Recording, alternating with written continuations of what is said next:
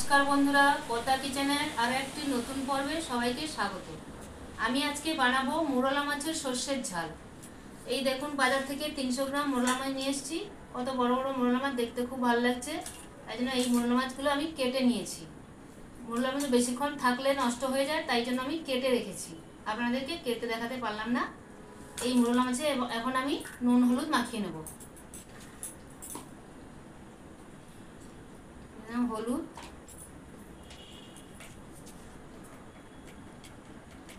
আন্দাজ মতন লবণ, এবার আমি নুন হলুদটা মাখিয়ে নেব।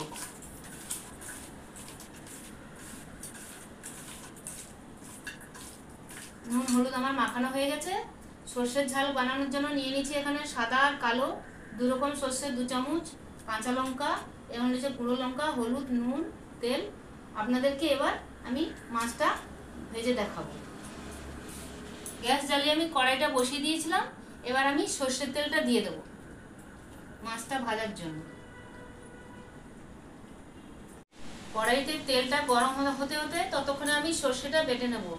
আপনারা সর্ষে যখন বাটবেন কাঁচা লঙ্কা দিয়ে বাটবেন, না হলে কাঁচা লঙ্কা দিয়ে না বাটলে সর্ষেটা তেতো হয়ে যায়। তাই জন্য আমি একটা কাঁচা লঙ্কা দিয়ে দিয়েছি, দিয়ে সর্ষেটা বেটে নেব।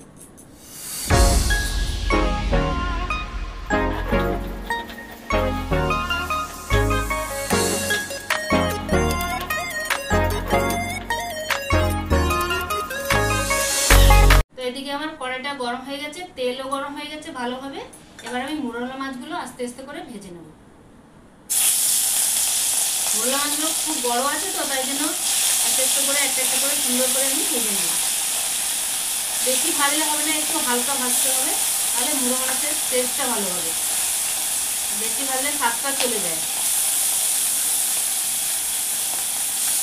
এখন কিছু ভেজে নিচ্ছি, পরে আবার কিছু ভেজে নেব। ভাজা হয়ে গেলে আপনাদেরকে দেখতে পাবেন। এবার আমার মাছগুলো ভাজা হয়ে গেছে, আমি একে একে মাছগুলো তুলে নেব। এইভাবে মাছ ভাজতে হবে, ভালোভাবে কড়া করে ভাজলে মাছের টেস্টটা চলে যায়। তাই আমি একটু হালকা ভেজেছি, সর্ষে ভাপা সর্ষে হবে তাই জন্য। এবার এরকম মাছ একবার রান্না করে খেয়ে দেখবেন কিরকম স্বাদ লাগে, খুবই ভালো লাগবে। এবার কড়াইতে সামান্য তেল দেব,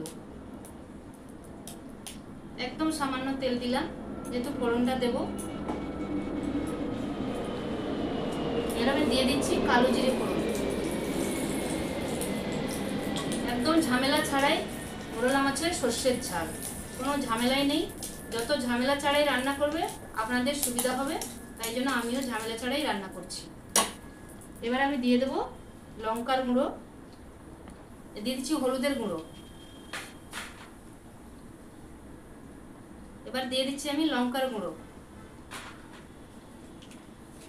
এবার আমি দিয়ে দিচ্ছি আন্দাজ মতো লবণ, দিয়ে এবার আমি নাড়াচাড়া করে নেব। দিয়ে আমি সামান্য পরিমাণ জল দিচ্ছি, মশলাটা পুড়ে যাওয়ার সম্ভাবনা আছে তাই জন্য। এবার আমি দিয়ে দিলাম সামান্য পরিমাণ জল, ততক্ষণে মশলাটা গরম হয়ে যায়। তারপরে আমি এবার মাছটা দিয়ে দেবো, একদম ঝামেলা ছাড়াই। এবার আমি মাছটা দিয়ে দিলাম। এবার এখানে যে আমার সর্ষেটা বাটা হয়ে গেছে, এবার আমি সর্ষে বাটাটা তুলে নিচ্ছি।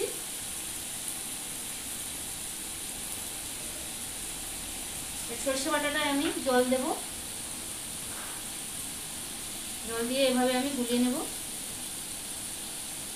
এই মাছটায় কিন্তু বেশি জল দেওয়া যাবে না, তাহলে খেতে ভালো লাগবে না। সামান্য জল দিয়ে করতে হবে। এই আমি জল দিয়ে মাছের উপর সর্ষে বাটাটা ঢেলে দিচ্ছি।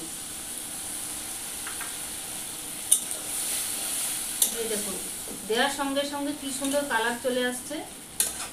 এইভাবে সর্ষের ঝাল বানিয়ে খাবেন, খুবই ভালো লাগবে। একবার বানিয়ে খেয়ে দেখুন। এখন আমি এটা ঢাকনাটা দিয়ে দেবো 10 মিনিটের জন্য, মাছটা সেদ্ধ হওয়ার জন্য আমি দিয়ে দিলাম 10 মিনিটের জন্য ঢাকনাটা। দেখুন 10 মিনিট পরে ফিরে এলাম, ঢাকনাটা খুলে দেখে নেব। এবার মাছটা আমার কি সুন্দর কালার চলে এসছে। সর্ষের ঝাল এরকম তেল তেল ঝাল করে খেলে ভাত, গরম গরম ভাতের সঙ্গে খুবই ভালো লাগবে। আপনারাও বানিয়ে খেয়ে দেখবেন। এবার আমি মাছের উপরে চেরা কাঁচা লঙ্কাটা ভেঙে আমি দিয়ে দিচ্ছি। দেখুন কি সুন্দর হয়েছে। তো আমার মোরলা মাছের ঝালটা দেখতে কেমন লাগছে কমেন্ট করে জানাবে। চ্যানেলটাকে সাবস্ক্রাইব করে দেবে। এবার আমি মাছটা নামিয়ে নেব। তো আজকের মতো এখানেই শেষ, আগামী পর্বে আবার আসছি।